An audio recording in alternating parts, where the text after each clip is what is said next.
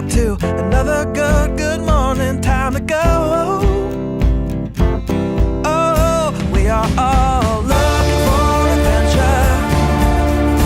We are all looking for adventure. We are all. Welcome back to the 3x5 Life podcast. You sung it this time. I did. She refused to earlier. I didn't. So last week we spoke about midsummer slump, habit change. I committed to doing what I call clean days. I've talked about clean days in the past, and clean days can change for me and manifest in different ways. But right now, I said I have a certain amount of days between now and the end of August that I'm going to commit to clean days. And a clean day for me is no alcohol, no processed carbs, no sugar. And then I can check the box that it's a clean day. So that's how I'm going to kind of power through the summer to try to stay on track. And I'm looking at it from the lens of energy more than just like a specific goal. Got it. So are you using the habit tracker card? I am indeed. And so you're focused on month. What's why a month long instead of like a week long? So the week long, what I've found in the past is if you miss like one day, like a dear friend calls you, like tonight you're going out with some girlfriends, which is last minute. So, you might have a glass of wine tonight. So that was unexpected, but you're not going to miss out on that opportunity because you're like, oh, then I'm not going to hit my weekly goal. So it's nice having the monthly goal, or right now, this is kind of like a goal from, now to the end of the summer, that then if you slip up one day because life happens or you have an opportunity to go out with some girlfriends, then you don't have to hate on yourself. Be like, no, I'm not going because I have to hit my clean day this week. I don't think that would. It gives you a little. It gives you some wiggle room. Yeah, some flexibility, which is really important when you're setting goals. Yes. Because that's where a lot of us just throw goals to the wind when you hit, like whether it's a SMART goal or a WHOOP goal or whatever type of goal. Usually those are in that week framework. And I think sometimes if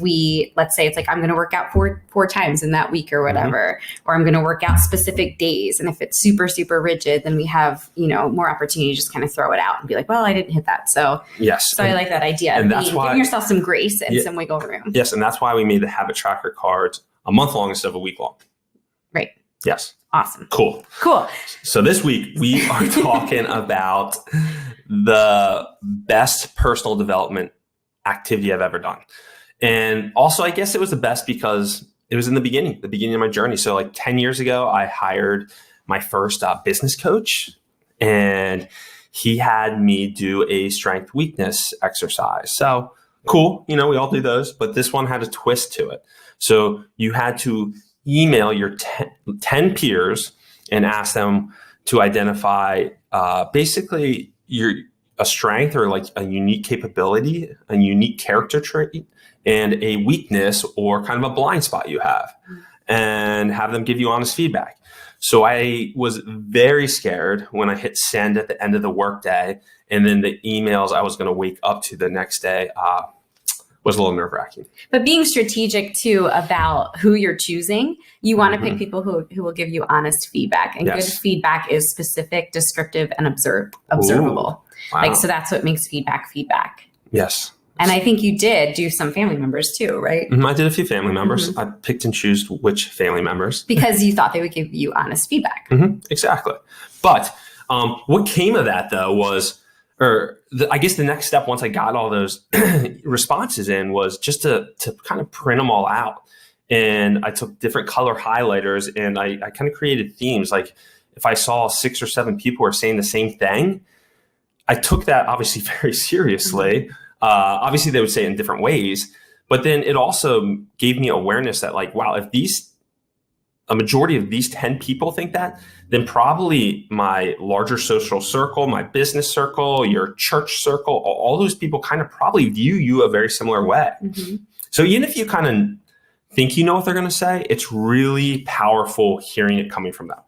I love this. And this, this strength thing, it's actually perfectly timed because this week I had my grad students, I'm teaching 2 summer courses, and I had them take this assessment called 16 Personalities, which is a Myers-Briggs based strengths and weakness assessment. And I love this assessment so much. And it was actually interesting to hear the feedback because I asked them, where has this personality type shown up in your past your present, and your future, because usually our strengths are something that are ingrained in us and that we might not even be aware that we've always presented with this type of strength or lens. And so the feedback from my students was, this was spot on. This was the most, accurate assessment I've ever taken. But what I love about this is it breaks it up into categories. So it gives you your personality type, but then it also says how that lends itself to the workplace, to yourself as a parent, to yourself in a relationship. What are some workplace habits that you kind of fall into?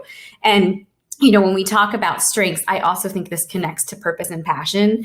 My definition of passion is basically learning everything you possibly can about yourself, like that self-awareness journey, because only through that can you possibly turn that outwards to other people. So passion is finding that best version of self and then using those strengths to then serve others or contribute outward. But we can't contribute outward until we actually know ourselves. And so these types of assessments, like 16 personalities, or even this exercise that you did, gives us a greater awareness of self. Yeah. And then using that. And, we talked before, passion is such a strange thing because, we think about like job crafting and where we are in our current positions. And sometimes we think we're so off of where like our natural passions lie. But passions don't have to be like you're doing that thing that sets your soul on fire all the time. A passion can be reworking or job crafting what you're currently doing and leaning into some of those strengths. Mm-hmm. When we show up using strengths, we naturally have greater success, greater joy. Other people learn from us better. And so finding those little spaces to take this feedback that you're getting from whatever assessment or, personal feedback that you're receiving. Right. And then looking for more opportunities with your day-to-day to lean into those strengths. Yes. The blind spot and the weakness piece is a trickier thing, right? It is. And it's hard for us to receive feedback that maybe sees us in a light that we don't necessarily recognize, right? And it takes work because we are naturally inclined to lean into strengths and not really look at our weaknesses. And to have that feedback and then be able to be aware of when those opportunities show up for us to kind of redefine and rework. Mm-hmm. It again goes back to that self-awareness piece. Yeah. And one thing we all have to be aware of, that identity drives behavior. Mm-hmm. I'll say it again, identity drives behavior. So if all of a sudden people are giving you this feedback or this assessment's giving you this feedback, and then you really jive with that and you're like, wow, that's how people look at me. That's how I'm being identified. Mm-hmm. Then you're more likely to show up with those strengths, because then it's going to drive behavior, because you're like, wow, that's me. So I want to be more me. And you might like double down on your strengths because it's your identity. Mm-hmm. Which will bring you more joy and fulfillment in whatever you do, whether it's a relationship or a workplace or whatever that looks like. Yeah. So that was kind of like such a huge pivotal part in my personal development journey. So I wanted to kind of share that. And Jessie's had such great success with some of these self-assessment tools. And we can put some links in the show notes to some of the tools that she has used in the past, that we just kind of wanted to challenge you to do an assessment or, hit the send button to 10 friends or 10 peers. I think it would be cool for you this week to tap into that 16 personalities test. There's another one that I use that is a little bit more tied to passion. Jonathan Fields, who is in charge of like the Good Life Project. So that's his website, but he created this assessment called the Sparketype assessment.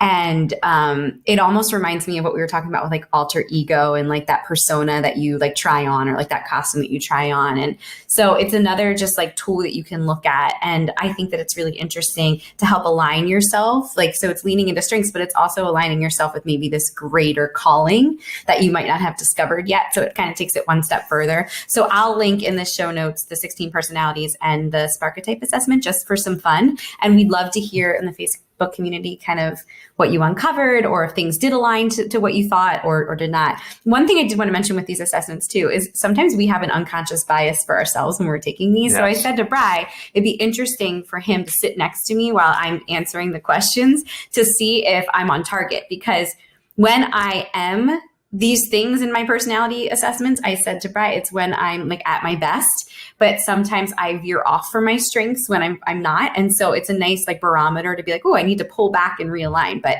it's interesting how other people see us versus how we see ourselves. And sometimes it would be helpful to have some feedback in real time. Mm-hmm. Just some food for thought.